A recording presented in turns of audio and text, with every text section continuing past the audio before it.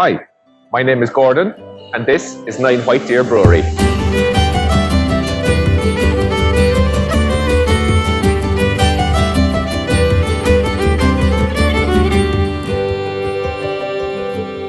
Welcome back to our series on behind the scenes at 9 White Deer, and today we're going to be talking about mashing. If you've been following the series, you would have seen previously in the last video about milling, so there's a link back there somewhere which you can look back on it. We discussed about enzymes, so today mashing, enzymes, they get to shine. I will tell you all about it. So follow us along, don't forget to like, follow and share, and ask any questions down below and we'll answer best we can. So what is mashing, you might ask? Well, mashing is really about conversion. So we're using the enzymes that are in the malt to convert the starches into sugars, and we'll use those sugars then, we'll send them off into the kettle after to make wort. So behind me you can see a mash tun, and in the mash tun we have our grist, which will come in from the mill overhead into an auger down into the mash tun, and we mix it up with liquor, water, remember we talked about previously.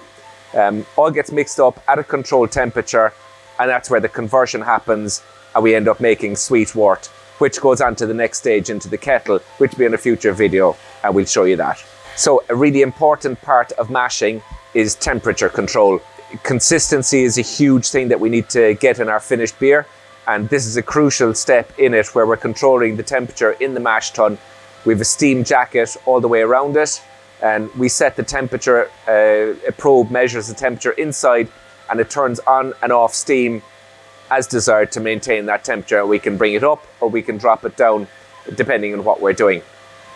So it's a bit moved on from homebrewing, where we'd have a single infusion mash and insulated and hope the temperature doesn't drop too much as we go through the process.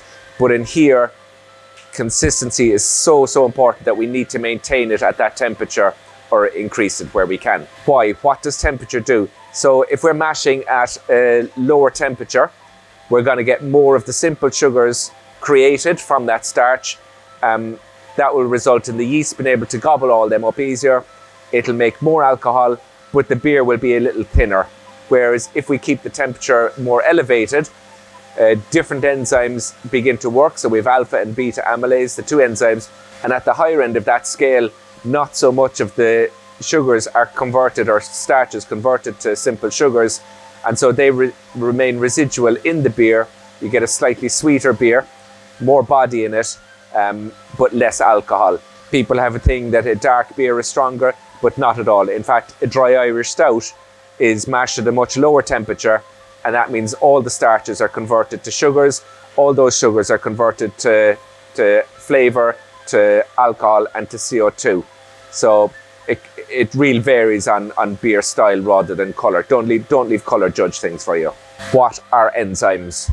It's not something that we have a big box of and that we add. These are naturally contained in the barley.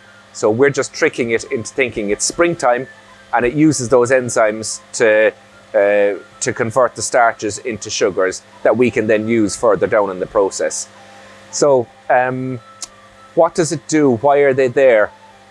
When you plant a seed, seed is generally made up of, its main bulk of it is energy, but it's energy in the form of starch, and plants can't use that. They need to convert that into sugars so that it can get its little rootlets down, get a shoot up, first couple of leaves out, then primary and secondary leaves, and then it can photosynthesize and go on and grow and reproduce and create more barley. But we're tricking it into thinking like it's the best springtime ever.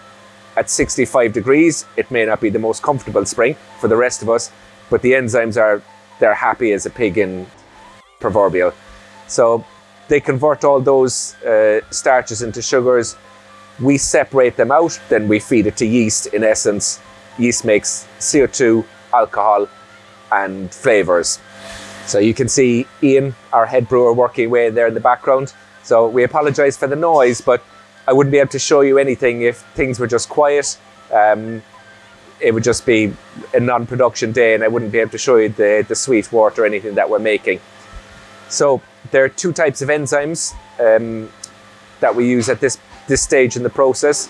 They're both amylase enzymes, so alpha and beta, and really their function is to break it down and to create maltose and glucose.